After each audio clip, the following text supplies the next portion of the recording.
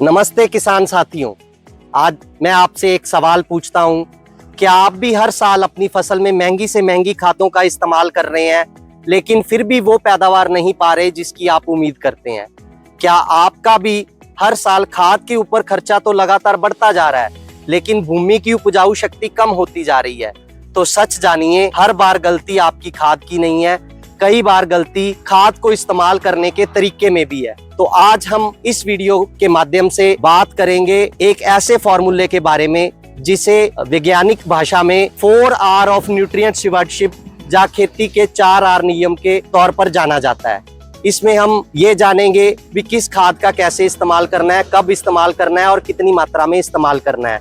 तो बिना देरी करते हुए शुरू करते हैं 4R ऑफ न्यूट्रिएंट स्टीवरशिप, जिसे खेती के 4R नियम के तौर पर जाना जाता है। तो दोस्तों, बात करेंगे पहली R के बारे में। पहली R है राइट सोर्स, यानी सही स्रोत, यानी सही खाद। दोस्तों, हर पौधे की जरूरत अलग होती है और हर मिट्टी का स्वभाव अलग होता है। जब हमें बुखार होता है तो हम सिर दर्द की दवाई नहीं लेते। वैसे ही हर चीज का समाधान यूरिया इकलौता फर्टिलाइजर नहीं है। अगर पौधे में या मिट्टी में जिंक की कमी है तो वो जिंक की कमी से ही दूर होगी। इसका सबसे बेहतरीन तरीका है पता करने का मिट्टी की जांच। मिट्टी की जांच कराना बहुत ही आवश्यक है। जैसे किसान भाइयों, अगर हमारे घर पर कोई बीमार होता है तो एक दिन लोकल डॉक्टर से दवाई लेते हैं, 2 दिन लेते हैं और तीसरे दिन किसी शहर के अस्पताल में जाते हैं। तो वहां जाते ही डॉक्टर सबसे पहले कहता है आप अपने खून की जांच कराइए। तो इसी तरह आप देखें, साल दर साल हम इन मिट्टियों में केमिकल फर्टिलाइजर और विभिन्न किस्म की खादों का इस्तेमाल कर रहे हैं, लेकिन मिट्टी की जांच नहीं कराते। तो किसान भाइयों, सही स्रोत, राइट सोर्स पता करने के लिए भी किस खाद का इस्तेमाल करना है आपको अपनी फसल में, आपको अपनी भूमि की मिट्टी की जांच कराना बहुत आवश्यक है, जिससे हमें पता चलेगा मिट्टी में फास्फोरस की कमी है, जिंक की कमी है, बोरॉन की कमी है या किस पोषक तत्व की कमी है। उस पोषक तत्व की कमी को दूर करने के लिए सही खाद, सही स्रोत की खाद इस्तेमाल करें ताकि उस प्रोडक्ट का फायदा ले सके। इसी श्रेणी में आगे बढ़ते हुए दोस्तों बात करेंगे दूसरी R के बारे में, जो है राइट रेट, यानी सही मात्रा। दोस्तों, किसानों के बीच, हम सबके बीच एक धारणा है जितनी ज्यादा खाद डालेंगे उतनी ज्यादा पैदावार होगी, जो कि बिल्कुल गलत है।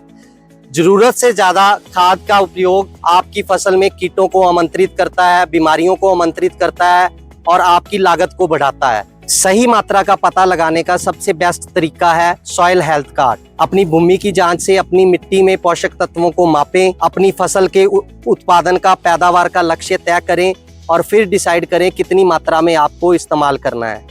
खेती में एक नियम है जिसे लॉ ऑफ मिनिमम कहा जाता है। इसका सरल शब्दों में अगर मैं कहूँ तो किसान साथियों, अगर जमीन के अंदर फास्फोरस की मात्रा पूरी है, नाइट्रोजन की मात्रा पूरी है, लेकिन जिंक की कमी है, तो जिंक की कमी की वजह से आपकी पैदावार कम होनी शुरू हो जाएगी। तो सही मात्रा या सही रेट का अंदाजा लगाने के लिए या सही रेट की मात्रा का पता करने के लिए सॉइल हेल्थ कार्ड को देखें। इसलिए हमेशा मिट्टी की जांच कराएं और वही खाद दें जिसकी आपकी मिट्टी को आवश्यकता है, जिसकी वजह से आपकी फसल में पैदावार बढ़ सके। दोस्तों, अब बात करेंगे तीसरी R के बारे में, जो है राइट टाइम, यानी सही समय। फसल को पोषक तत्वों की जरूरत पूरी जिंदगी एक जैसी नहीं होती। इंसान की तरह पौधे की भी अलग अलग क्रिटिकल स्टेजेस होती हैं। जैसे कि शुरुआती अवस्थाओं में जड़ों का विकास और पौधे के विकास के लिए फास्फोरस की ज्यादा जरूरत है। जब कल्ले बनने शुरू हो जाते हैं, कल्लों के विकास के लिए नाइट्रोजन और जिंक की मात्रा बहुत आवश्यक है। फल या फूल बनने शुरू हो जाते हैं, उस समय कैल्शियम और बोरॉन का बहुत ज्यादा रोल है। अगर कैल्शियम और बोरॉन की कमी उस समय आती है तो फल और फूल या टिंडे झड़ने शुरू हो जाते हैं। इसके बाद जब फल या फूल बन जाता है, दाने में कन्वर्ट हो जाता है, उस समय पोटाशियम की बहुत ज्यादा जरूरत है। तो दोस्तों, जिस पोषक तत्व की जिस स्टेज पर जरूरत है उसका ही इस्तेमाल करें और सही स्रोत से इस्तेमाल करें। अगर आप इन न्यूट्रिएंट्स का इस्तेमाल सही समय पर नहीं करेंगे तो पौधे का विकास रुक जाएगा और पैदावार में कमी आएगी। तो वीडियो में आगे बढ़ते हुए हम बात करेंगे चौथे R के बारे में और सबसे तकनीकी R के बारे में। ये है राइट प्लेस। बहुत सारे किसान भाई हर खाद को अपनी फसल में छिट्टे के माध्यम से ऊपर से फेंक देते हैं, लेकिन हर न्यूट्रिएंट की मिट्टी के अंदर गतिशीलता, मोबिलिटी अलग अलग है। जैसे नाइट्रोजन की मिट्टी के अंदर मोबिलिटी बहुत हायर साइड है। नाइट्रोजन का इस्तेमाल जब भी आप करेंगे, जा तो वो हवा के माध्यम से ऊपर उठ जाएगा, जा पानी के माध्यम से जड़ों तक पहुंच जाएगा।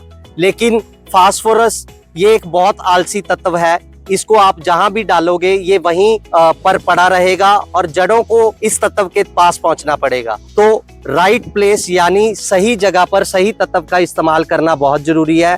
फास्फोरस या अन्य माइक्रो न्यूट्रिएंट्स को जितना जड़ के पास आप उसकी प्लेसमेंट कर सकोगे, जड़ के पास उसको पहुंचा सकोगे, उतनी बढ़िया तरीके से पौधा उसका इस्तेमाल कर पाएगा, पौधा उसे खा पाएगा। तो ये सबसे तकनीकी आर है इन 4 आर फॉर्मूले में, जिसे हम राइट प्लेस कहते हैं। तो किसान भाइयों, अब समय है पारंपरिक सोच से आगे बढ़ने का और वैज्ञानिक तरीके से खेती करने का।